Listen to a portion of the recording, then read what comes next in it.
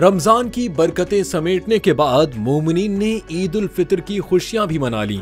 ईद उल अजहा में भी चंद ही हफ्ते बाकी। ईद उल अजहा किस दिन होगी, पेशगोई कर दी गई। मुत्तहिदा अरब इमारात के माहिरीन फलकियात ने 6 जून बरोज जुमे को ईद उल अजहा की पेशगोई की है। एमिरेट्स एस्ट्रोनॉमी सोसाइटी के मुताबिक 27 मई की शाम को जिलहज का चांद नजर आने का इम्कान है। अगर पेशगोई दुरुस्त साबित हुई तो मुत्तहिदा अरब इमारात में 28 मई को जिलहज के महीने का पहला दिन होगा। मुत्तहिदा अरब इमारात के सरकारी तातील के कैलेंडर के मुताबिक यौम अरफात और ईद उल अजहा के लिए छुट्टी जिलहज की 9 से 12 तारीख तक होगी, जो 4 दिन की छुट्टी के बराबर है। दूसरी जानिब माहिरीन फलकियात ने पाकिस्तान में चांद के इब्तिदाई हिसाबात की बुनियाद पर ईद उल अजहा के लिए 7 जून 2025 बरोज हफ्ते का इम्कान जाहिर किया है।